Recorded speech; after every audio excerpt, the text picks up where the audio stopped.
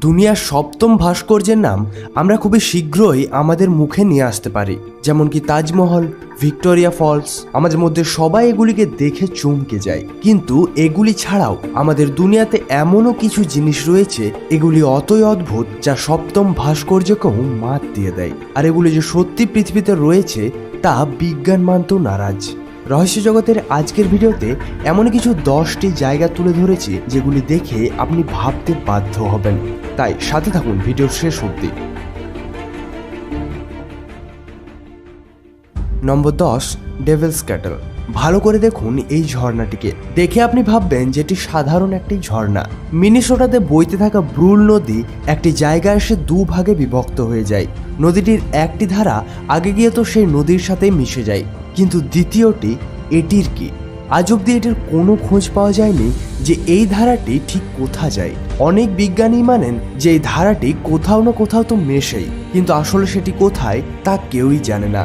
আপনি হতে পারে এটা ভাবছেন যে জলটি ভূগর্ভস্থ জলের সাথে মিশে যায়, কিন্তু আসলে তা নয়। বিজ্ঞানীরা এই জলটিতে একবার রং মিশিয়ে দেখতে চান যে সেই জলটি কোথা যায়, কিন্তু সেই রঙিন জলটি আগে কোথাও বের হয়নি। তাহলে এই ধারাটি আসলে কোথা যাচ্ছে আপনার কি মনে হয়? কমেন্ট বক্সে জানাতে পারেন। নম্বর 9, হ্যাজডালেন লাইটস।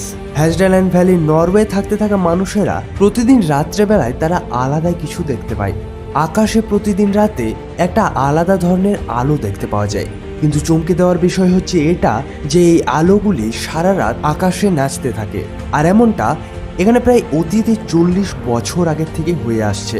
বিজ্ঞানীরা এটির পিছনে অনেক রিসার্চ করেছেন, কিন্তু আজ অবধি এটি কেন হয় তার রহস্য ভেদ করতে পারেনি।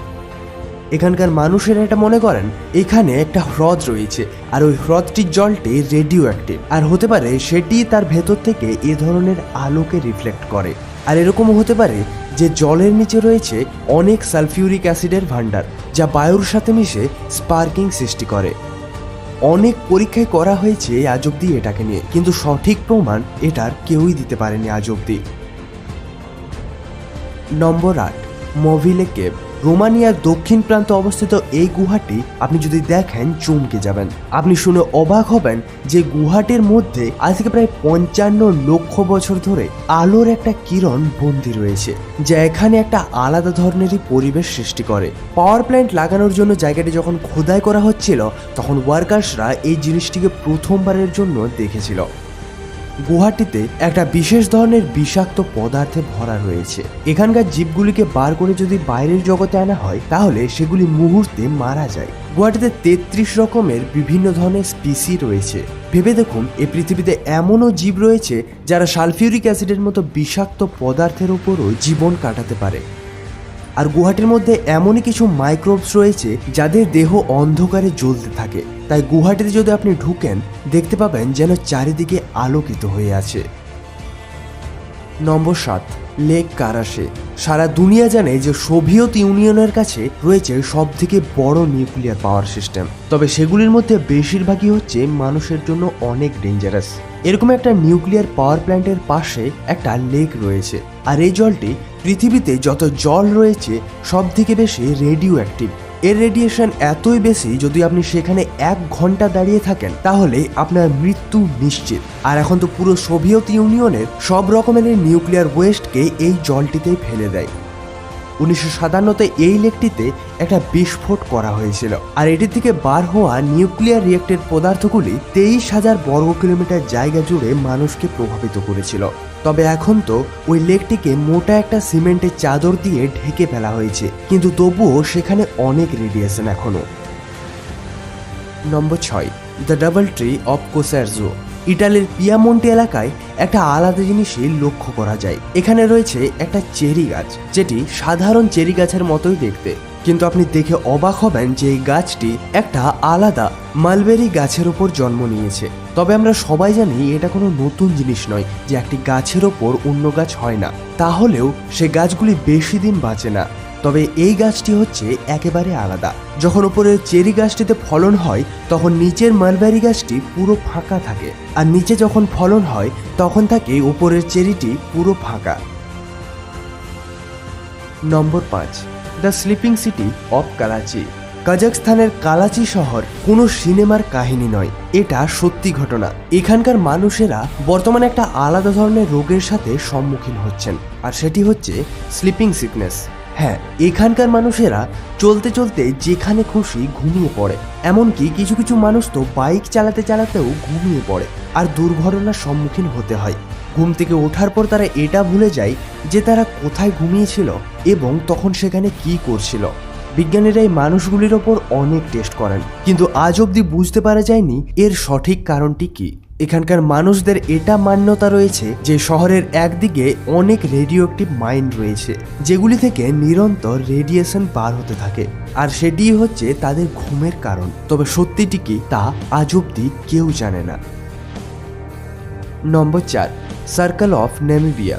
নেমিবিয়া মরুভূমিতে একটা অদ্ভুত জিনিস রিসার্চারদের সামনে আসে। এখানে ঘাসের ময়দানগুলিতে একটা আলাদা জিনিসই লক্ষ্য করা যায়। ময়দানগুলিতে এক বিশেষ ধরনের সার্কেল দেখতে পাওয়া যায়। দেখে মনে হয় এগুলিকে হাত দিয়ে যেন বানানো হয়েছে। সার্কেলগুলির ব্যাস হচ্ছে 10 ফিট থেকে 65 ফিটের মধ্যে। সার্কেলগুলি কোথা থেকে এসেছে এটি ভুলেই যান।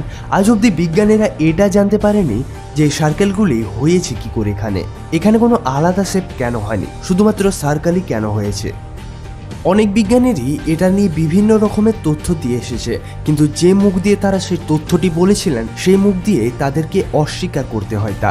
অনেক বিজ্ঞানী তো এটা বলেছিলেন যে এখানে থাকতে থাকা পোকামাকড়গুলি এসব বানায়, কিন্তু 2015-তে এটাকে অস্বীকার করা হয়। নম্বর 3, দ্য হাম অফ দ্য টাউস।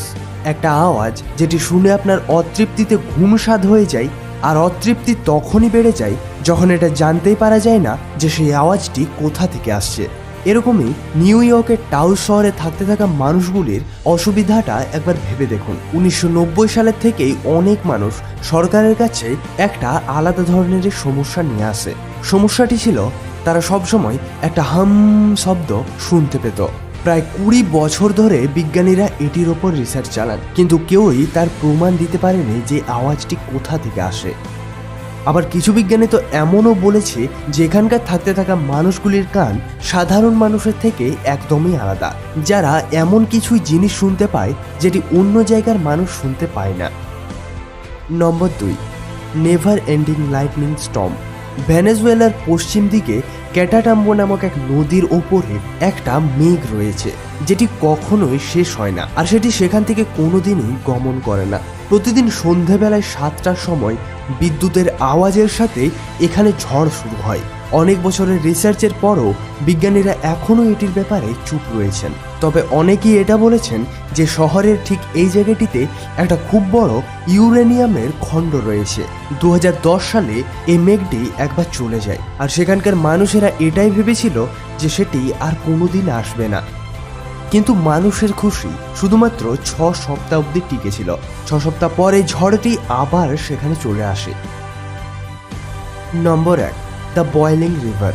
ঘন আমাজন জঙ্গলের মাঝে একটা 4 মাইলের ছোট নদী রয়েছে যার নাম হচ্ছে সেনাই টিমফিস।